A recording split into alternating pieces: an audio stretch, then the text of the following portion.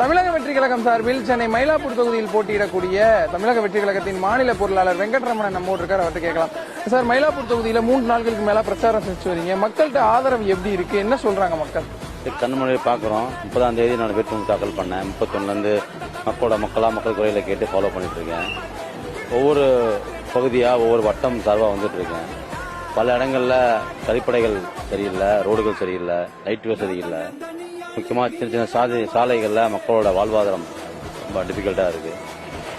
நிறைய பக்கிங் கால்வாய் பக்கம்லாம் அந்த சுற்றுச்சூழல் கட்டாமல் இருக்காங்க. இதெல்லாம் பார்த்துட்டு இருக்கேன். இதெல்லாம் நம்ம சீர்படுத்தி கொடுக்கணும். இரண்டாவது என்னென்னா, இந்த மக்கள் எதிர்பார்ப்புங்கிறது மிக அதிகமாகவே இருக்குது. நம்ம 4 பேர் 10 பேர் 100 பேர் வந்தோம்னா இங்கே ஆயிரக்கணக்கான மக்கள் நமக்காக வெற்றி கழகத்துக்காக ஒத்துழைப்போட ஒரு சிறப்பமான ஒரு வரவேற்பு இருக்குது. இதுவே நம்ம போலிங் டேட்லையும் ரிசல்ட் எதிர்பார்க்க முடியும். பாஜக சார்பிலையும் சரி, திமுக சார்பிலையும் சரி, ஒரு டஃப்பான கேண்டிடேட் இறக்க போறாங்க. எப்படி சார் இருக்கும்னு நினைக்கிறீங்க இந்த தொகுதியில தேர்தல்? இந்த தொகுதி மக்களுக்கான தேர்தல், மக்களுக்கான தொகுதி. மக்கள் கூட இருக்கோம், பார்த்துட்டு இருக்கீங்க. மக்கள் கூடயே நம்ம நடந்து வந்துட்டு இருக்கோம், டிராவல் பண்ணிட்டு இருக்கோம். மக்கள் எந்த மாதிரி இருப்பாங்கன்னு நம்மளால முடிவு பண்ணிக்கலாம். நீங்க பிரதான பிரச்சனையா மக்கள் என்ன சார் சொல்றாங்க? நீங்க செல்லும் போது வரவேற்பு எப்படி இருக்கு? அருமையா இருக்கு. மக்கள் எல்லாமே தமிழ் வெற்றி கழகத்தையும் மிசு சின்னத்தையும் வெற்றி தலைவரையும் கொண்டாடுறாங்க.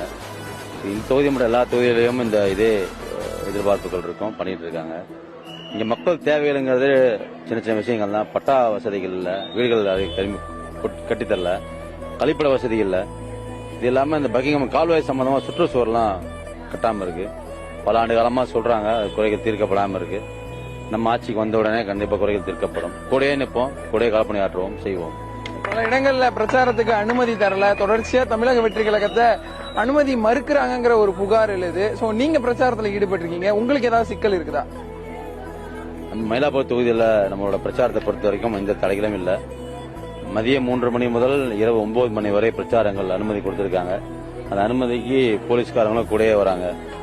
எந்த விதமான தடைகளும் இல்லாமல் மக்களோட எழுச்சியோட புரட்சியோட சிறப்பாக சீரும் சிறப்பமாக தேர்தல் பிரச்சாரங்கள் போய்கிட்டே இருக்கும்.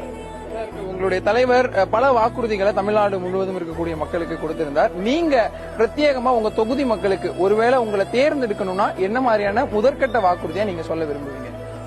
என்னோட முதல் வாக்குறுதி என்னன்னா, இந்த மயிலாப்பூர் தொகுதியை பொறுத்த வரைக்கும் இந்த ஒவ்வொரு தொகுதியிலையும் ஒவ்வொரு வட்டத்திலையும் ஒவ்வொரு பாகத்திலையும் இருக்கிற முகவர்கள், இந்த மயிலாப்பூர் வட்டத்தில் மயிலாப்பூர் சட்டமன்ற தொகுதியில் 272 பாகங்கள் இருக்கு, பூத் இருக்கு.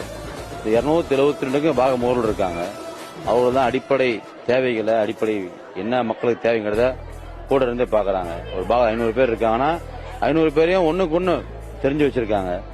அவங்க கூடயே டிராவல் பண்ணி அந்த ஒரு பாகத்துக்கு என்ன தேவையோ, அந்த தெருக்களுக்கு என்ன தேவையோ அவங்க மூலமாவே கூட இருந்து சால்வ் பண்ணி கொடுக்கும். அது என்னோட உறுதிமொழி.